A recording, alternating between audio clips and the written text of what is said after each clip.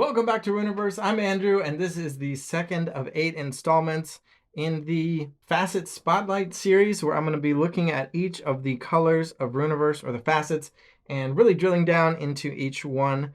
The previous and the first one was for Quam, so go back and check that out if you haven't seen it. And this time I'm going to be doing Orth, which is the yellow color. So the first thing to note about Orth, thematically, it is like underground and in caves. And mechanically speaking, this is one of the two controlling colors, the colors that are intended to be the most controlling control style in a traditional TCG sense type of facet. The other one being Saf, the blue one, which is in the opposite side of the color spectrum there. So let's take a look at the three main traits that show up on mages in Orth. We've got fungus, as you can see on Gub here. He has the bond gift, but every trait will be represented for every gift. So there's a mage for every combination. So there just happens to be the bond gift version of the fungus focused mage. We have Beaquis, who has the dedication focus, and Jove, who has the earth focus. So again, like I mentioned in Quam, these traits don't necessarily translate direct to mechanical parallels on every single card, but they're just recurring themes that show up within the facet. So thematically, those are some of the things that we can see underground in Orth. Mechanically, we've got things like disruption, which can often show up on fungus type of cards, but don't necessarily have to. We have dedication, which will often show off creatures becoming more sturdy, harder to kill, harder to remove from the table.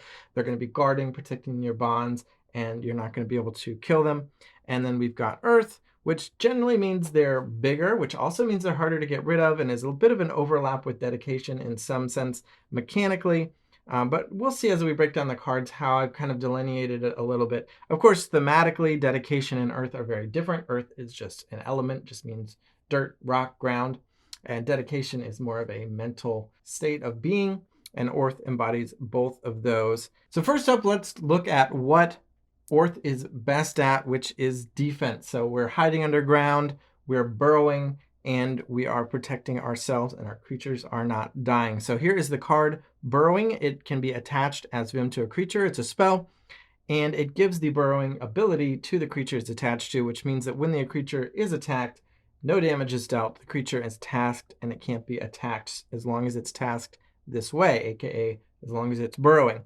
So this is a great ability for a guard to have, because the guard will have to be attacked if your opponent wants to get through to break a bond or to attack any of the other cards at that location. But the burrowing creature will just become tasked. It will survive. It won't deal any damage back in return. But again, we're just focused on surviving more than we are killing our opponent. Next up is Cav Shaman. So this just has the defensive ability. This doesn't taunt, but it takes 1 extra damage to dispel it. So even though it's a level 1, it takes 2 damage to take out.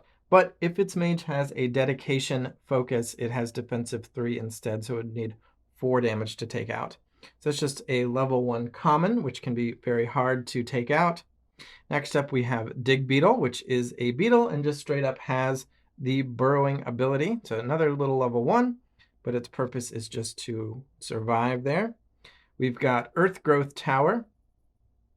And this might fit better into one of the other categories, kind of the being big and bulky, more so than this creature itself trying to survive. And actually, this isn't a creature. So let's explain what's going on exactly on this card. So in case you're unfamiliar with Rüniverse, you can see that this is a relic card. So it says it right in the bottom here that it is an Orth relic. But you can just see from the card frame that the way this frame on the left edge here is, creatures don't have that. So relics have that, creatures don't. So you can see that this is a relic. And it's a level 2 relic, and normally relics, first of all, they don't enter play tasked, but they also can't attack, and normally they don't deal any damage back when they are attacked, and in fact, this one would not either. One kind of hidden rule about relics is that they can be attacked directly, like creatures or mages with bonds, but it takes 3 extra damage to dispel a relic. So for example, in order to dispel this Earth Growth Tower, you'd have to deal 5 damage to it, 2 plus that secret 3 number. And I say secret, not like it's hidden, just because it's not written anywhere on the card. It's kind of just a rule you have to know. But I figure relics are not attacked that often necessarily. But in the case of the Earth Growth Tower, it will be because of its ongoing inanimate defense.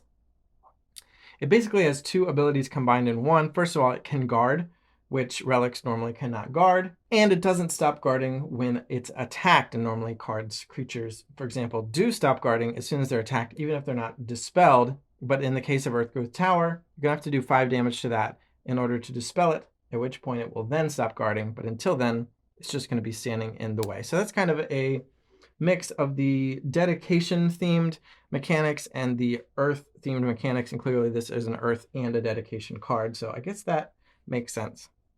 So next up, we've got another defensive card here, the Egg of Unassailable Entrenchment, a level 0. It has kind of a tweak on the burrowing ability. Basically, it just escapes. So it doesn't dig underground, it's just going to escape.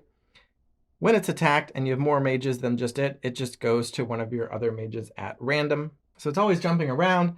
It doesn't task itself, and it can attack. It doesn't become tasked, but because of it being level 0, that's not going to be a huge deal. But it could certainly be annoying. Next up, we have Gargoyle Imp, an uncommon, has roaming, which means you can move it to the location where it's going to be most needed with that defensive 2 ability. So it doesn't taunt, but it does make for a great guard because it takes 5 damage to dispel it. And the roaming, again, will let you defend where you need to. We've got Mass Burrow, so if you just want all of your creatures at a location to be basically invulnerable for a turn, you can have them Mass Burrow. Although keep in mind that if they are burrowed, they're not going to be available to attack during your next turn. And then we've got Splunk Shaman, which is a nice solid little package at level 2. It gets a Vim, so you've got to kill it twice. It has Taunt, and it does have passive, which means it can't attack, but that's not what this card is meant for. So you can see this is a dedication card as well. Next up is the Fungus trait, or just the general mechanical theme of Disruption, which can help out in control decks. This is the type of controlling stuff that Orth has access to, other than just defending itself, actually being able to interact with the opponent a little bit. So we're just going in alphabetical order here, but we've got Cockatrice. So Deadly is an especially disruptive ability because any little creature can take out any big creature, pretty much. And Cockatrice means that it has Deadly and all of its ally creatures have Deadly as well. So this isn't specifically a fungus card, but it does fit into this category here. We've got Earthbind, which is actually an earth card, but I put it into this category because it's more disruptive than it is kind of big or bulky. And you're just going to attach it to a mage, and that mage's creatures can't attack unless they unbind themselves and task the mage to dispel Earthbind. So basically it's just going to cost them probably like 2 or 3 power, depending on what turn you play it on. Although if you put it onto a battle mage, for example, they might have a tougher choice. Next up is Stun Spore, which is actually a fungus card, and it costs 2 less if evoked by a mage with the fungus focus. It attaches to a creature, and that creature can't attack, guard, or use activated abilities. And that is a permanent effect. So the spell is just going to stay attached to that creature and essentially lock it out of the game, which can be very nice. And then finally, we've got the level 3 common Unfungus, which is Deadly. So they're deadly creatures in a few different colors. This one is the level 3 common. There's also a level 1 uncommon in Sphene. I think Emery has a level 2 common, I believe. So Sphene is uncommon because level 1 Deadly is especially powerful, but a level 3 Deadly is a nice body as well, being able to attack and possibly survive, or just trade off for something that was maybe more expensive or more valuable in some way. So next up, we'll talk about the Earth focus, or the general mechanical theme of being kind of sturdy. And again, Earth is a thematic thing, as well as the mechanics of sturdiness doesn't necessarily have to only be on Earth cards. And it does seem like a mechanical crossover with a lot of the stuff we saw in Dedication.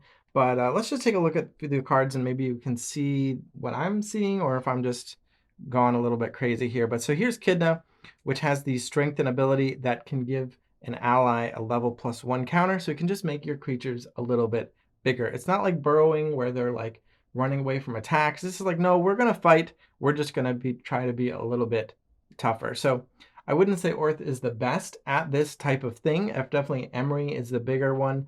A lot of this is going to be borrowed from Trine, which is one of Orth's neighbor colors, the orange facet.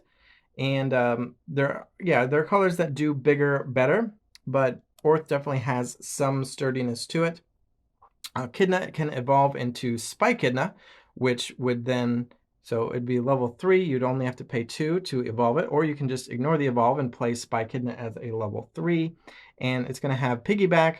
Whenever an ally gets one or more level +1 counters, I get that many too. So in that case, if you have this combination creature and they have this Echidna as Vim, it's going to keep the strengthen ability, and your Echidna, or your Spy Echidna rather, even on the turn you evolve it, could then task in order to pay for the strengthen cost to give an ally a level +1 counter, which would then trigger the piggyback ability, and the Spy Echidna would get a level +1 counter as well. So the level +1 counter theme, unfortunately, is not super supported in the base set. If I do more sets, I'd certainly love to enhance this evolution line. I currently think they might be a little bit weak, but there is a third level here as well, which is the level 6 Echidnion. So again, if we level it from the Spy Echidna, it's going to only cost 3 to evolve. It has Spy Echidna evolve. It has Relentless. So after it becomes tasked for the first time on your turn, untask me. So again, if we have it with both of these Vim and we have it use this strengthen ability, we would task it to give an ally a level +1 counter, which would trigger Spy Echidna to piggyback, and Echidnion would gain a level +1 counter as well.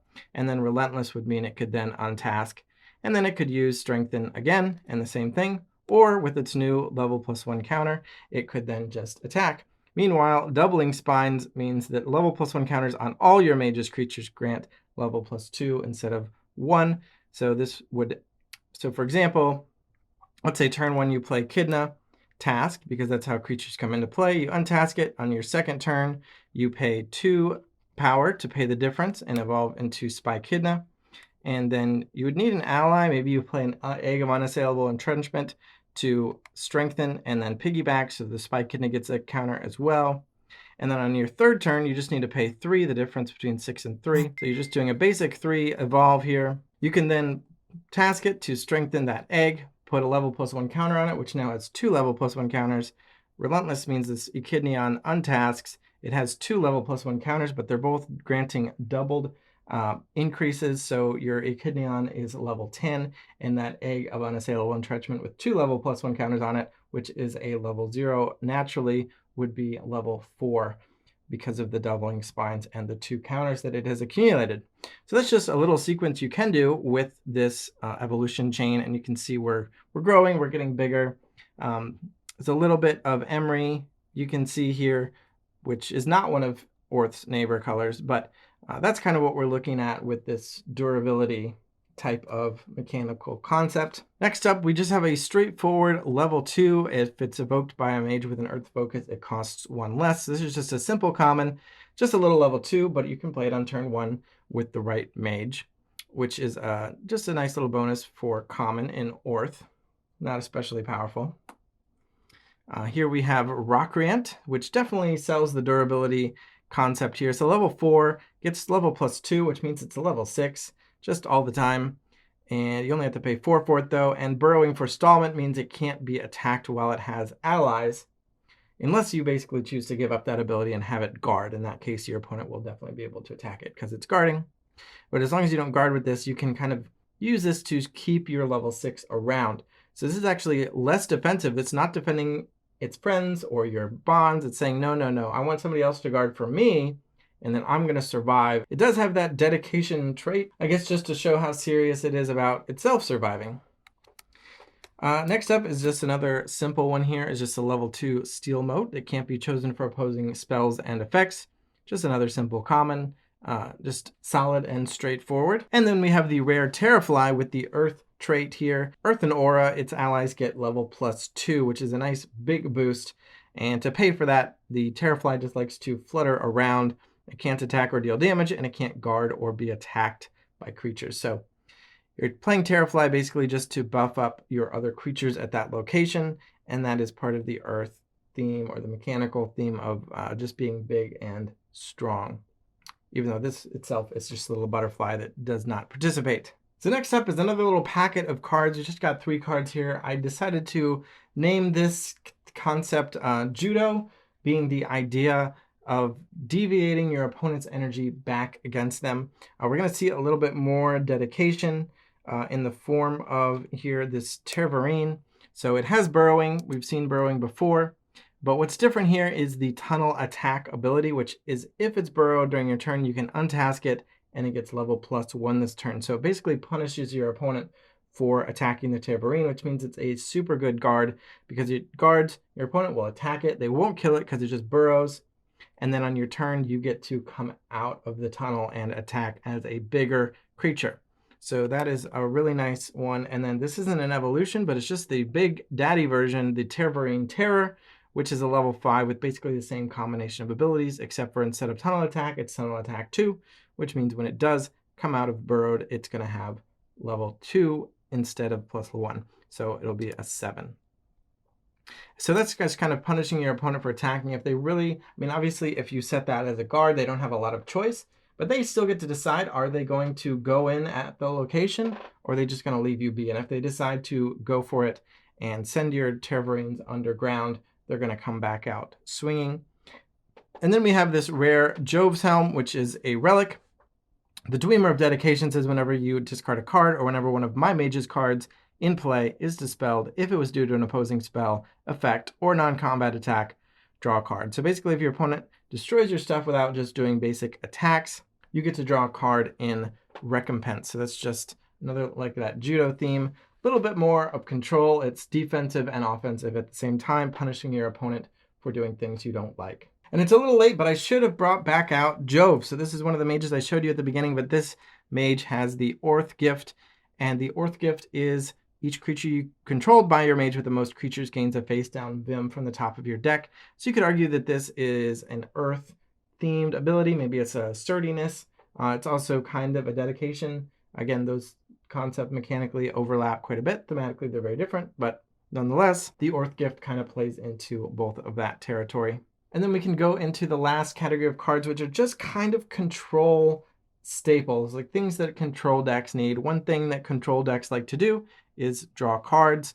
So if it's really going to be a control deck, it needs at least a little bit of tools. Of course, Orth can borrow from its neighbors. So if it wants a little bit more disruption, it might be able to get that from Sphene. If it wants a little bit more bulky creatures and finishers, it can get that from Trine. But we're still looking for a few more ways to disrupt our opponents and maybe get a little bit of card advantage. So that's what we're looking at here in this last 3 cards. So Lore Lurker is an uncommon, level 3, just basically straightforward. You can have it study and draw a card. Of course, you're tasking it, so you won't be able to attack with it, but you might prefer to draw a card and not worry about attacking. Here we have the rare Gala Bass, so control decks need finishers, right? And if you don't want to borrow from Trine, this level 6 can definitely do the job. Drive means when it joins Untask Me. It's not something that we normally see in Orth or thematically matching with Orth, but this is definitely a creature that lives in the caves, and there's definitely room for mechanical bleed in order to give the colors the tools they need. Suppress Aura 2, so when it attacks a creature, that creature and its allies get level -2 until end of turn. So if you have a lot of smaller creatures, medium-sized creatures, as part of your team, the Gala Bass can shrink the enemy creatures down so that your medium-sized troops can win the combat when you want to start taking over the game. So you just have your burrowers survive for a while, bring out Gala Bass, and he's going to help you take over all in one turn. And speaking of taking over all in one turn, I've saved the best for last, the biggest tool that a control deck needs, which is the ability to wipe your opponent's board with Cataclysm. So this is a level 9 spell. You're going to have to task all 3 of your mages or assists from hand or something like that in order to get this Cataclysm going, but it's just going to wipe the opponent's board.